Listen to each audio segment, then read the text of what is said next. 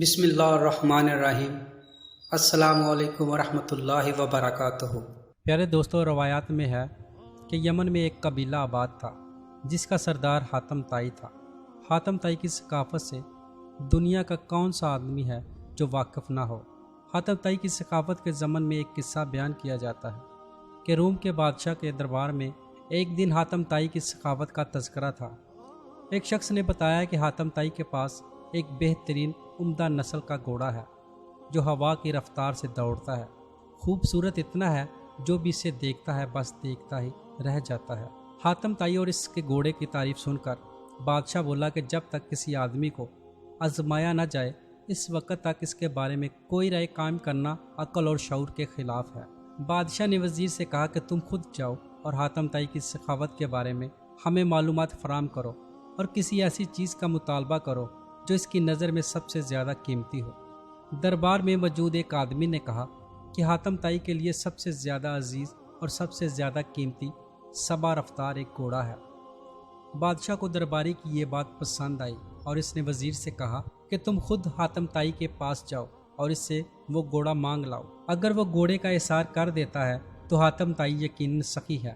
روم سے چلا ہوا یہ وفد منزلیں طے کرتا ہوا رات کے وقت حاتم طائی کے گھر پہنچا۔ جس وقت یہ وفد وہاں پہنچا موسلادھار بارش ہو رہی تھی۔ گپ اندھیرے میں بادلوں کی گرج ماحول کو خوفناک بنائے ہوئے تھی۔ ایسے خراب موسم میں کسی مہمان کی مہمان نوازی کرنا تو دور، گھر سے نکلنا بھی ممکن نہیں تھا، لیکن حاتم طائی نے میزبانی کا حق ادا کیا اور مہمانوں کے لیے تواضع اور آرام و آسائش کا پورا انتظام کیا۔ دسترخوان پر لذیذ بنا ہوا گوشت کھا کر مہمان خوش ہوئے اور انہوں نے اپنے اندر سفر کی تھکان کی جگہ توانائی محسوس کی اور گہری نیند سو گئے۔ صبح کے وقت جب بارش تھم چکی تھی تو ہر چیز دھلی ہوئی اور صاف نظر آ رہی تھی۔ ناشتے کے دوران وزیر نے مہمان نوازی اور اظہار تشکر کے بعد اپنے آنے کا مقصد بیان کیا کہ ہمارے بادشاہ کو آپ کے گھوڑے کے بارے میں بہت کچھ بتایا گیا ہے۔ گھوڑے کی تعریف سن کر بادشاہ چاہتا ہے کہ آپ اپنا گھوڑا بادشاہ سلامت کی خدمت میں نظر کر دیں۔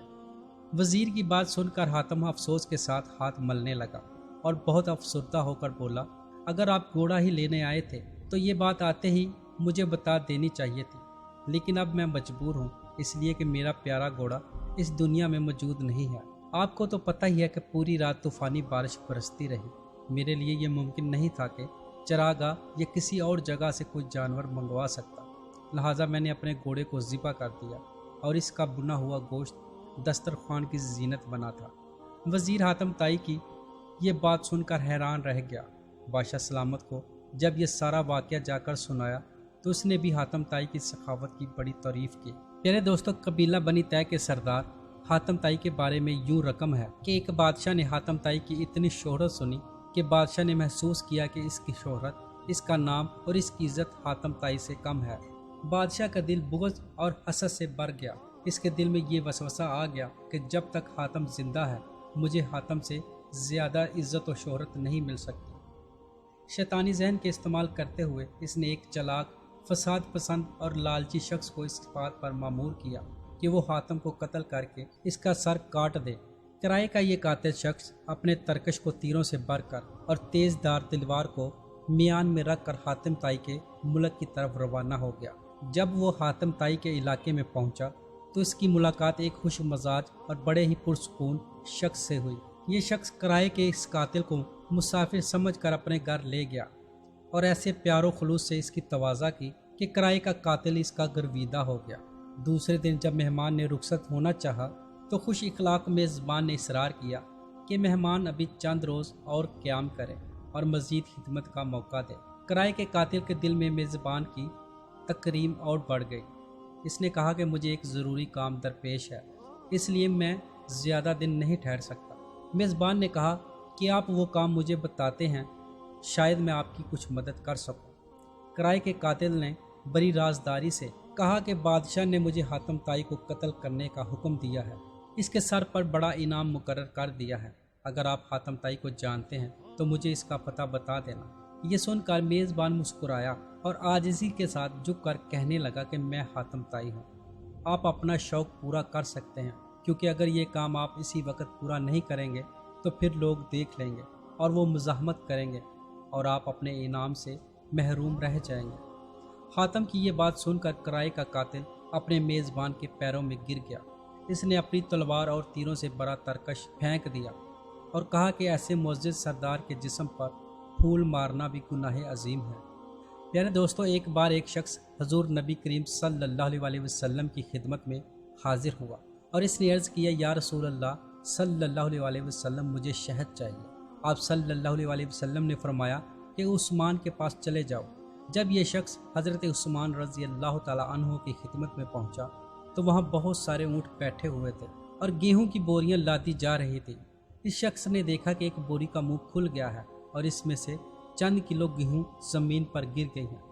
حضرت عثمان رضی اللہ تعالیٰ عنہ نے جب یہ دیکھا تو انہوں نے اپنے ملازم سے باز پرس کی اور اس کو ڈانٹا کہ یہ گیہوں زمین پر کیوں گرے ہیں۔ آنے والے شخص نے یہ دیکھ کر واپسی کا فیصلہ کیا اور پھر آپ صلی اللہ علیہ وسلم کی خدمت میں حاضر ہوا اور فرمایا، یا رسول اللہ، مجھے شہد چاہیے۔